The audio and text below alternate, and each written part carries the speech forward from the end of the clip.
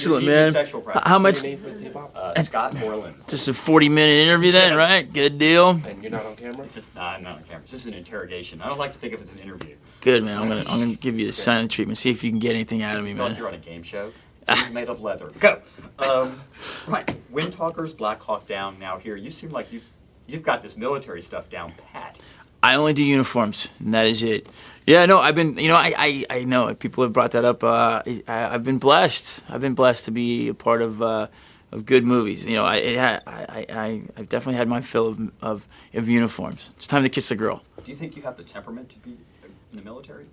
That's a good question. I don't know. What I discovered after experiencing and being exposed to the military world, I have a lot of respect. I have to say, a lot of newfound respect for the men and women who serve our country.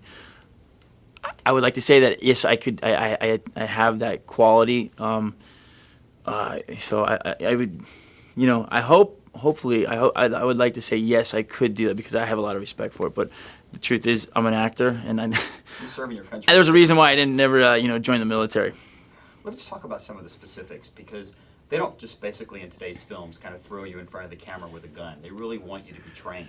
So what kind of behind the scenes work did they get you ready for this? Well, we had I've had a lot of training with weapons before for previous films, and so but that wasn't good enough for them. We had to have our own weapons training, and so yes, we did. We had a number of days where we had specific training just for our weapons, and it continued through the film as well. And then we also had other training for fast roping and rappelling and back to the weapons issue. It's safety's first, and I want to make sure because we are actors, and I don't trust an actor, especially with a weapon, man. So there was a lot of training, and they emphasized safety first, and they were very really strict and disciplined in that area. Part of movie magic is that this is supposed to take place in Panama, but it was actually shot on an old airfield in Jacksonville. Yeah. How did they turn that into the jungle? A lot of they imported a lot of plants in the Jacksonville jungle, and I thought they did a great job. And actually, we did shoot some of it in Panama. There's some shots that we went down there and we filmed a couple weeks down there, which it was a great experience. We also had some FX shots. I mean, that scene through the helicopter because they didn't really take you up.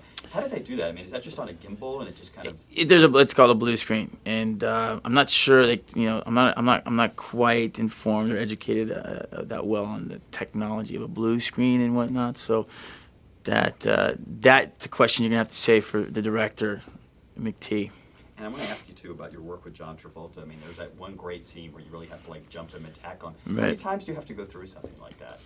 Oh, my God. And that's the scene where I got hit in the head, too, so many times. We did that about 7 times or 8 times, which, it's unfortunate. Sometimes we'd nail a scene with 1 or 2 takes, and unfortunately we had to do that one, as I said, 8 or 9 times.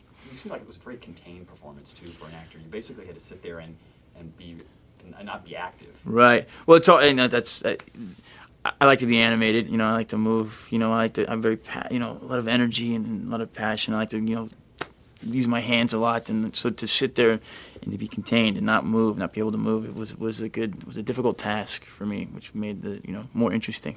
And just talking about working with John McTiernan, what does he bring to you as an actor? What does he enable you to kind of bring out?